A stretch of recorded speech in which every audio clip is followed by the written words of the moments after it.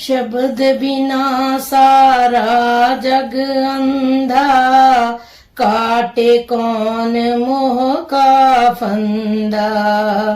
शब्द बिना विरथा सब धंधा, शब्द बिना जीव बंधन बंधा। शब्द ही सुर शब्द ही चंदा, शब्द बिना जीव रहता गंधा। शब्द सुर शब्द ही चंदा, शब्द बिना जीव रहता गंदा। शब्द बिना शब्द ही मति मंदा, शब्द ही नासे शब्द ही पंदा। शब्द कमावे मिले आनंदा, शब्द बिना सब ही की निंदा। ताते शब्द ही शब्द कमाओ, शब्द बिना कोई और न ध्याओ। शब्द भेद तुम गुरु से पाओ, शब्द माही फिर जाए समाओ। शब्द बिना सारा जग अंधा, काटे कौन मोह का फंदा। शब्द बिना विरथा सब धंधा, शब्द बिना जीव बंधन बंधा। बिन शब्द अंतर अनेरा, ना वस्त लहे ना चूके फेरा। सतगुरु हथ पूंजी होरत दर खुलै नाही, गुरु पूरे भाग मिलावणिया। गुरु रूप प्यारी साध संगत जी, आप सभी पवित्र आत्माओं के श्री चरणों में दासी का कोटि कोटि प्रणाम है। प्रस्तुत वीडियो में परम पूज्य परम संत कृपाल सिंह जी महाराज जिज्ञासु सत्संगियों के आध्यात्मिक प्रश्नों के उत्तर दे रहे हैं तथा प्रेरणात्मक वचन फरमा रहे हैं। वीडियो शुरू करने से पहले गुरु प्यार का एक भजन प्रस्तुत है।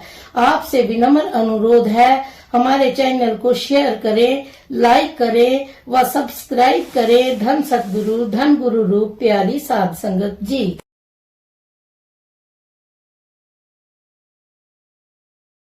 सत संग सरोवर दा पानी, पापां दी मैल गवा दिंदा। सत संग सरोवर दा पानी, पापां दी मैल गवा दिंदा। ए लाके कालख जन्मा दी, एह लाके कालख जन्मा दी। कागा तो हंस बना देंदा।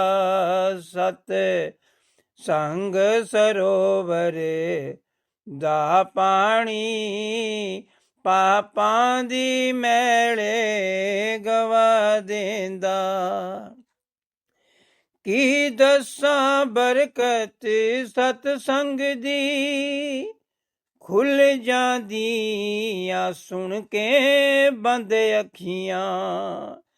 की दसां बरकत सतसंग दी, खुल जांदियां सुन के बंद अखियां। जन्मां दी नींदर टुट जांदी, टणकोर शब्द जद हिला देंदा। सतसंग सरोवर दा पानी, पापां दी मैल गवा देंदा। रोंदे होए जीवन हस पैंदे, मिल जांदा सहारा डिगदियां नूं। रोंदे होए जीवन हस पैंदे, मिल जांदा सहारा डिगदियां नूं। ਇਹ ਪਿੰਗਲਿਆਂ ਤਾਈ ਸਿਰ ਦੇ ਬਲ ਪਰਬਤ ਤੇ ਚੜਨਾ ਸਿਖਾ ਦਿੰਦਾ ਸਤ ਸੰਗ ਸਰੋਵਰ ਦਾ ਪਾਣੀ ਪਾਪਾਂ ਦੀ ਮੈਲੇ ਗਵਾ ਦਿੰਦਾ ਲੈ ਜਾਂਦੇ ਪਰਦੇ ਪਰਮਾਂ ਦੇ ਆ ਜਾਂਦੀ ਤਬਸਮ ਸਭ ਸੋਜੀ ਲੈ ਜਾਂਦੇ ਪਰਦੇ ਪਰਮਾਂ ਦੇ ਆ ਜਾਂਦੀ ਤਬਸਮ ਸਭ ਸੋਜੀ ਅਗਿਆਨ ਦੇ ਘੋਰ ਅੰਧੇਰੇ ਵਿੱਚ ਅਗਿਆਨ ਦੇ ਘੋਰ ਅੰਧੇਰੇ ਵਿੱਚ ਇਹ ਗਿਆਨ ਦਾ ਦੀਪ ਜਲਾ ਦੇਂਦਾ ਸਤ ਸੰਗ ਸਰੋਵਰ ਦਾ ਪਾਣੀ ਪਾਪਾਂ ਦੀ ਮੈਲੇ ਗਵਾ ਦੇਂਦਾ ਇਹ ਲਾ ਕੇ ਕਾਲਖ ਜਨਮਾਂ ਦੀ ਇਹ ਲਾ ਕੇ ਕਾਲਖ ਜਨਮਾਂ ਦੀ ਕਾਗਾਂ ਤੋਂ ਹੰਸ ਬਣਾ ਦੇਂਦਾ ਕਾਗਾਂ ਤੋਂ ਹੰਸ ਬਣਾ ਦੇਂਦਾ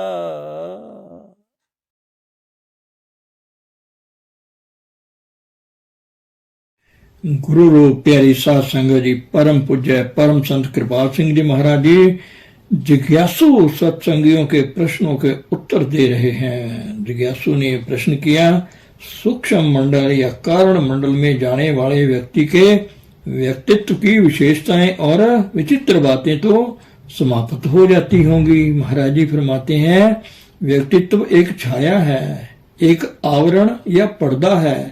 अपने पर्दे का भान तभी तक है जब तक हम महाचेतनता के सागर में लय नहीं हो जाते। मैंने आपको पानी पर तैरते हुए बुलबुले की मिसाल दी थी जो पानी में विलीन हो जाता है। व्यक्तित्व बुलबुले के समान है। मैं एक मिसाल दूं, एक नई ब्याही दुल्हन ने माँ से पूछा, मुझे कैसे पता चलेगा कि बच्चा कैसे पैदा करना है। माता ने जवाब दिया, तुम्हारे जब बच्चा पैदा होगा तो तुम स्वयं जान जाओगी और हमें उसके बारे में आप बताओगी। तो भाई पहले ऊपर आओ फिर बात करो। जब आप स्वयं अनुभव को प्राप्त कर लेंगे तब आप कहेंगे वो मंडल ऐसा है, वहां यह है, वहां वो है। जब तक आप मंजिल तक नहीं पहुंचते उसके बारे में कल्पना भी नहीं कर सकते। अपनी कहो, क्या तुम संतुष्ट हो कि जो रास्ता तुम्हें दिया गया है वो सही है? फिर प्रश्न किया, जी हाँ, हम संतुष्ट हैं। महाराज ने फरमाया, बस यही चाहिए। अरे भाई, तुमको उन मंडलों की कुछ ना कुछ झलक मिली है ना, तुम्हारे पास कुछ ना कुछ सबूत है ना? प्रश्न, जी हाँ। महाराज जी ने फरमाया, तो फिर आगे चलो। अगर अब तुम्हें कुछ अनुभव मिला है तो आगे चलकर और ज्यादा अनुभव की उम्मीद हो सकती है। पीछे जो हुआ उसे भूल जाओ, आगे जो होने वाला है उसको भी भूल जाओ। आगे चलकर क्या होगा क्या नहीं होगा वो तो वही बात है जो माता ने बेटी से कही थी कि बेटी, जब तक तेरे बच्चा होगा तू आप ही हमें बताओ। ये सारे सवाल छोड़कर अभ्यास करो, आगे बढ़ो। यह प्रश्न केवल बात को समझने के लिए किए जाते हैं। बात समझ आ गई तो जो समझा है उस पर अमल करो। बात जो समझनी है यह है कि तुम यह शरीर नहीं हो। क्यों साहब, क्या तुम ये शरीर हो? नहीं होना तो फिर इससे ऊपर उठो, वहां ऊपर देर तक टिकने की कोशिश करो। मन इंद्रियों से ऊपर वो महारस है जिसके आगे अन्य सभी भोग रस फीके हैं। सौंदर्य और आनंद का भंडार आपके अंतर में है। जब आपको विश्वास और तसल्ली है कि जिस रास्ते पर आप चल रहे हैं वो सही रास्ता है और अनुभव के रूप में इसका प्रमाण भी आपको मिल चुका है, तो आपको उस रास्ते पर और आगे बढ़ना चाहिए। जिज्ञासु ने प्रश्न किया, आपका मतलब ये है कि हम जो सवाल या जो कुछ आपसे कह रहे हैं वो इस तरह के सवाल हैं जैसे कोई कच्ची अथवा पहली पढ़ने वाला विद्यार्थी एकदम एमए में पहुंचने की कोशिश कर रहा हो। महाराज जी ने फरमाया, हर काम में समय लगता है। जैसा कि मैंने कई बार आपसे पहले कहा है कि एक बलवान पुरुष अपनी ताकत के नशे में मस्त रहता है और एक कमजोर आदमी हैरान होता है कि इस आदमी में इतनी ताकत कहाँ से आई। आप लोग जो यहाँ बैठे हैं और अन्य दूसरे लोग जो यहाँ आते हैं उनमें से बहुतों को कुछ ना कुछ तजर्बा मिलता है, लेकिन बाहर लोगों को कुछ भी नहीं मिलता। यदि मिलता है तो नाम मात्र। सैकड़ों तथा कथित गुरु मिलते हैं, हजारों लोग उनके पास जाते हैं, लेकिन उनकी तसल्ली नहीं होती क्योंकि उन्हें अंतर में कुछ भी दिखाई नहीं देता। परमात्मा की अपार दया मेहर है कि अब तो आपको कुछ चीज मिली है जिससे आपकी तसल्ली हो गई है। यही सतगुरु की पहचान है। वो यही कसौटी पेश करते हैं, जब लगना देखूं अपनी नैनी तब लगना पसीजूं गुरु की बैणी। अधिकांश लोगों को इस बात पर विश्वास नहीं होता कि हमारे अंतर में रोशनी है। कैसे हो सकती है? एक सज्जन जो अपने को संत कहते थे, यहाँ देहरादून आए। वो बड़े लंबे चौड़े प्रवचन करते थे, मैं भी सुनने गया। उन्होंने मेरे बारे में सुन रखा था। उन्होंने लंबी तकरीर शुरू कर दी। कहने लगे, अंतर में क्या है? मल मूत्र खून आंतें और क्या है?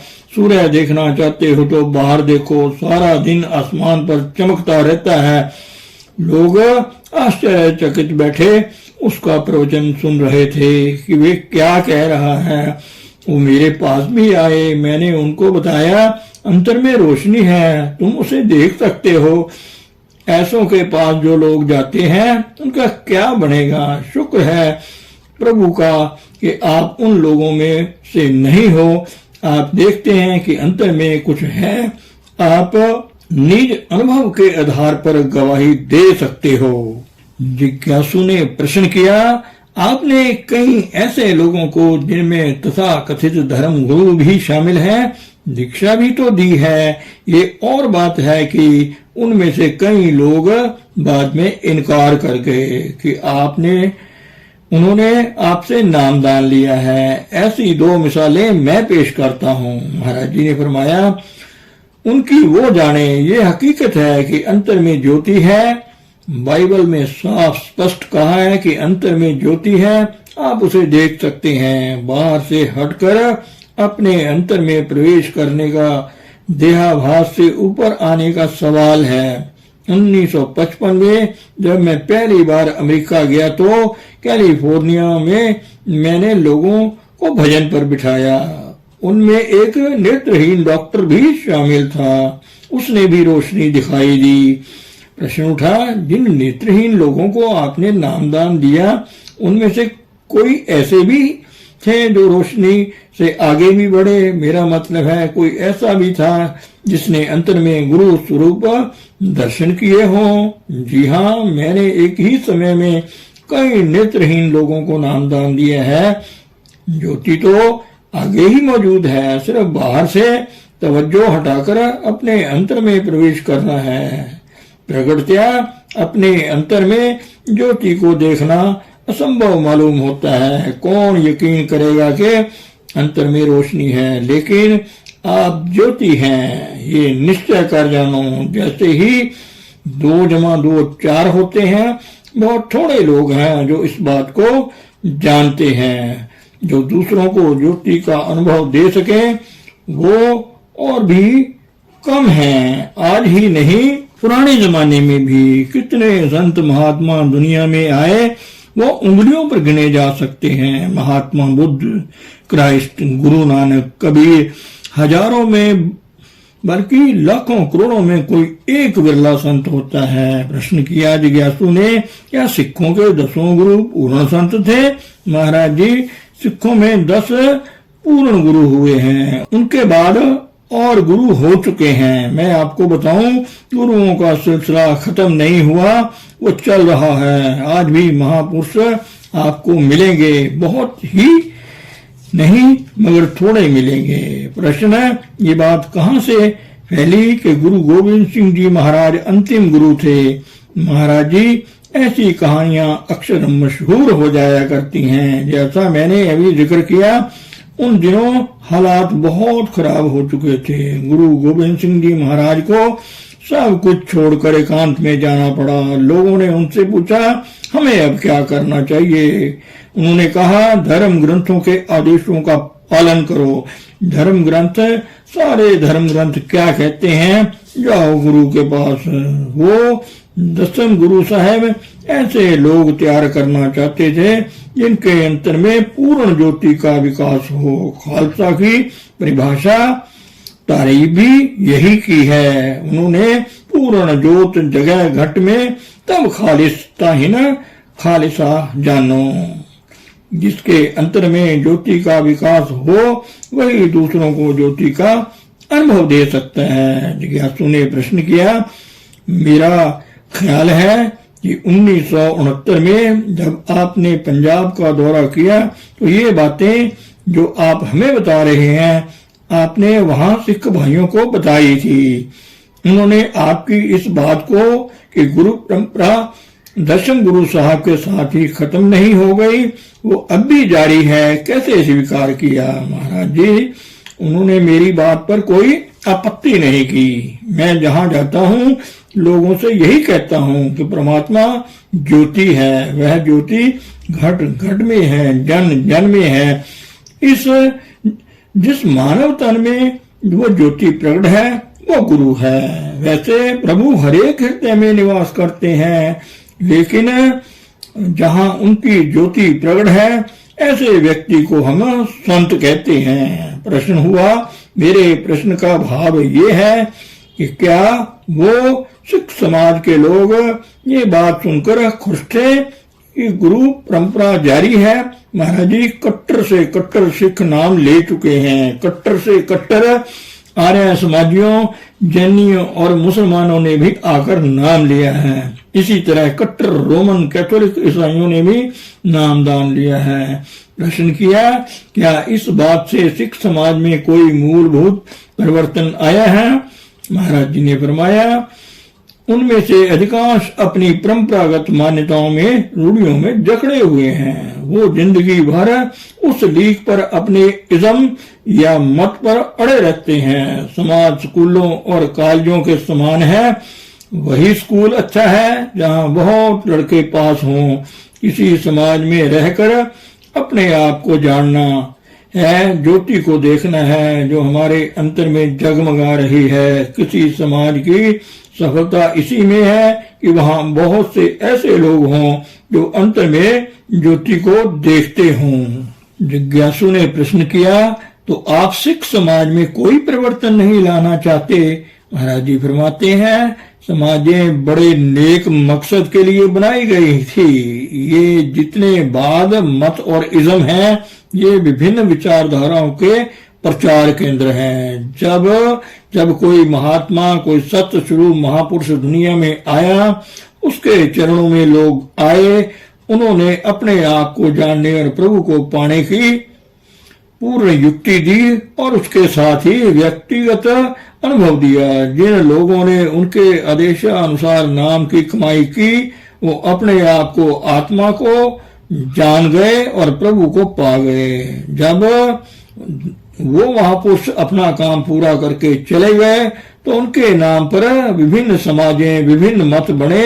इन मतों या समाजों को धर्म, मजहब आदि के नाम से जाना जाता है। जब तक अनुभवी महापुरुष उन समाजों में रहे, लोगों को आत्मानुभव की पूंजी मिलती रही। अनुभवी पुरुषों की कमी होने के कारण लोगों को अनुभव मिलना बंद हो गया, समाजों का उज्जवल भविष्य विकृत हो गया, उनमें कुरीतियां पैदा होने लगी। जैसे ताजा पानी न मिलने करके रुका पानी सड़ने लगता है और उसमें दुर्गंध उठने लगती है। इसी तरह समाजों में गतिरोध पैदा होने से धीरे धीरे इनका पतन होने लगा और वो रस्म रिवाज का ढांचा बनकर रह गई। जब कोई महापुरुष दुनिया में आता है, वो लोगों से कहता है, भाइयों तुम भूल में जा रहे हो। वो आकर लोगों को भूल से निकालने और अपने आपे का एहसास दिलाते हैं। वो भूली हुई रूहानियत की तालीम को ताजा कर जाते हैं। वो कोई नई तालीम पेश नहीं करते, वही पुरातन से पुरातन विद्या अभ्यास की जिसे लोग भूल जाते हैं, वो आकर उसे ताजा कर जाते हैं। जब से पेड़ प्रचार या पेट प्रचार का सिलसिला शुरू हुआ है समाजों में, इसने और बेड़ा गर्क कर दिया है। हकीकत को, उस परम सत्य को देखा नहीं, ना किसी को दिखा सकते हैं। अंधा अंधे को चला रहा है, दोनों गड़े में ही गिरेंगे। जिज्ञासु ने प्रश्न किया, बहुत से संत एक ही समय में दुनिया में भेज दिए जाएं तो क्या धर्म समाजों का गतिरोध दूर हो सकता है, उनमें नई जिंदगी आ सकती है?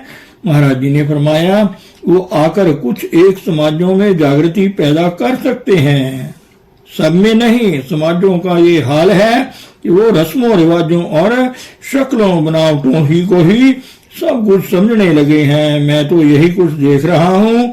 मैं एक मिसाल दूं, आप कौन हैं?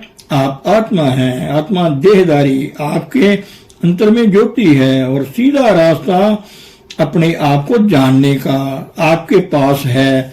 अपने अंतर में प्रवेश करके आप अपने आप को जान सकते हैं। इसी तरह अपने यथार्थ स्वरूप का ज्ञान आपको मिल सकता है। इस वक्त आपकी हालत ये है कि आप इस जिस्म के साथ, इन इंद्रियों के साथ इतने लंपट हो चुके हो कि अपने आप को भूल गए हैं। आपको यह होश नहीं है कि आप इस शरीर से अलग कोई चीज हैं। इस शरीर के निवासी, इसको चलाने वाले हैं।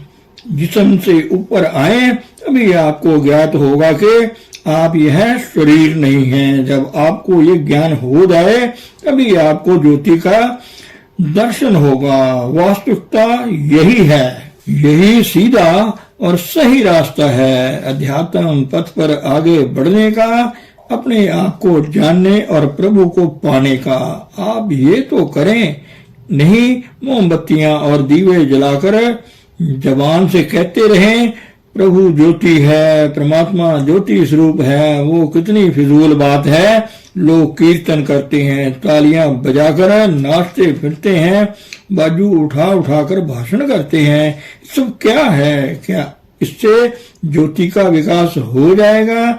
माफ कीजिए, मैं जरा स्पष्ट बात कर रहा हूँ। असलियत ये है कि आप आत्मा हैं। क्या आपने अपने आप को जाना है?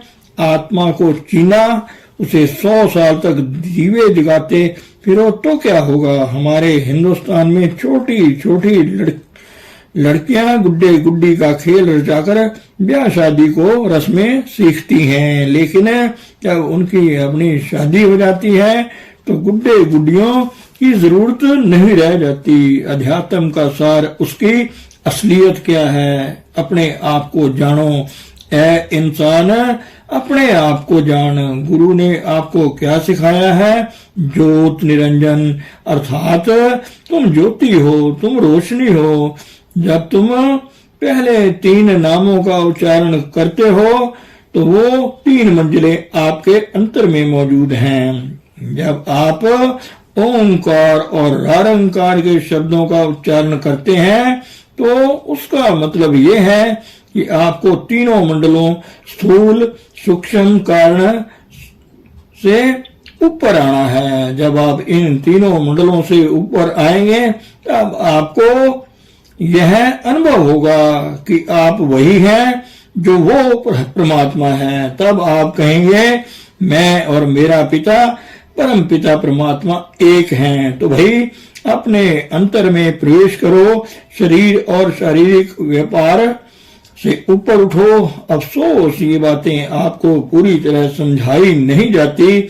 आप रोज ये शब्द उच्चारण करते हैं, ज्योत निरंजन। इसका मतलब क्या है कि आप ज्योति हैं, आप रोशनी हैं, क्या आप ज्योति हैं या आप दुनिया के मामलों में उलझे हुए हैं? यदि आप बाहर सब तरफ से हटकर दुनिया को भूलकर इस शब्द का उच्चारण करते हैं तब तो बात भी है। खाली जबान से कह जाना परमात्मा ज्योति है, मैं शरीर नहीं, मैं इंद्री नहीं, मैं मन नहीं, मैं ये नहीं, मैं वो नहीं, उससे क्या होगा? कुछ लोग कुछ खास दिनों से कुछ खास रस्में करते हैं और ये समझ लेते हैं कि सारा धर्म कर इसी में आ गया। ये सारे बाहरमुखी कर्म धर्म जमीन की तैयारी के लिए ठीक है, नेक कर्म है, नेक फल मिलेगा। मगर जब कर्ता बनेगा भाव है, आना जाना बना रहेगा। जब यह जाने मैं कुछ करता तब लग गर्भ जून में फिरता, आवागमन से छुटकारा नहीं मिलेगा। लेकिन आप उस करण कारण प्रभु सत्ता को देखने वाले बन जाएं। यह अनुभव आपके अंतर में जाग उठे कि मेरा किया कुछ ना होए, जो हरि भावे सो होए। अर्थात वो प्रभु करने हार है, मैं नहीं, तो आना जाना नहीं रहेगा। ये गति किसी सत्य स्वरूप महापुरुष के चरणों में जाकर ही प्राप्त होती है। वो अपने तवज्जो का उभार देकर मन इंद्रियों से ऊपर लाकर आपको अंतर में ज्योति और श्रुति से जोड़ देंगे। आप उस प्रभु की ज्योति को देखने वाले और उस शब्द ध्वनि को सुनने वाले बन जाएंगे। यही आदर्श अपने सामने रखो। सिख गुरुओं ने धर्म को सार्वभौम रूप दिया। सब समाजों के अनुभवी महापुरुषों की वाणी जो उपलब्ध हो सकी इकट्ठी करके गुरु ग्रंथ साहिब में शामिल कर दी। उसमें कबीर साहब की वाणी है, नामदेव जी की वाणी है, रविदास जी की वाणी है। किसी भी धर्म और मजहब में ये काम नहीं किया गया। सिख गुरुओं ने एक सार्वभौम परंपरा चलाई, लेकिन इस धर्म के अनुयायी भी अपनी जकड़ों में फंस कर रह गए। वो भी अपनी तालीम को भूल चुके हैं। अमृतसर का दरबार साहिब सिखों का मुख्य धर्म स्थान है। उसकी आधारशिला किसने रखी? सूफी संत हजरत मियां मीर साहब ने। गुरु अर्जन साहब ने स्वयं निमंत्रण भेजा था उन्हें। जब आप मतों से ऊपर उड़ जाते हैं तो आप सब एक हो जाते हैं, क्योंकि सत्य एक है। महापुरुषों ने उसी एक सत्य का प्रचार किया है, लेकिन उनके बाद जैसे जैसे समय गुजरता गया लोग असल तालीम को भूल गए और बाहर समाजों की शक्लों बनावटों में उलझकर रह गए। गुद्दे का पता नहीं, छिलके को पकड़ बैठे हैं। सच्ची बात तो ये है, मैं समझता हूँ कि ये बात सबको अपील करेगी, सभी को मान्य होगी। यह जिस्म जो हम लिए फिरते हैं ये सच्चा हरि मंदिर है, जिसमें प्रभु निवास करता है। सबो घट मेरे साइया सुन्नी सेज न कोई, बलिहारी तिस घट के जा घट प्रगट होए। जिस मानव शरीर में ये प्रगट है उसकी कदर करो। क्या कोई ईसाई, हिंदू, सिख या मुसलमान इस सच्चाई को मानेगा और ग्रहण करेगा? किसी को कोई गलतफहमी ना रहे। इसलिए मैं फिर स्पष्ट कर दूं कि हमारे दिल में सब धर्म स्थानों के लिए श्रद्धा और सम्मान है, उसकी सच्ची भावना है, क्योंकि जितने भी धर्मस्थल हैं वो सब इसी इंसानी शरीर के नमूने पर बनाए गए हैं। सभी धर्मस्थलों में ज्योति और श्रुति का नाद के प्रतीक हम देखते हैं। धर्म स्थानों में लोग इकट्ठे मिल बैठते हैं और प्रभु की आराधना करते हैं। लोग जो धर्म स्थानों में प्रभु की आराधना करते हैं वो समय प्रभु के बनाए सच्चे हरि मंदिर हैं, क्योंकि सच्चा हरि मंदिर यह मानव शरीर है। जिस पुरुष ने अपने अंतर में इस हकीकत को पाया है, अर्थात मन इंद्रियों से ऊपर उठकर आत्मा को पा लिया है और प्रभु में अभेद हो गया है, वो किसी का दिल नहीं दुखाएगा। वह यही कहेगा, मंदिर, मस्जिद, गिरजे, गुरुद्वारे सब मुबारक हैं, लेकिन सच्चा हरि मंदिर ये शरीर है जो हम लिए फिरते हैं। महाराज जी ने अपने शरीर की ओर इशारा करते हुए समझाया। धन सतगुरु, धन गुरु प्यारी साध संगत जी।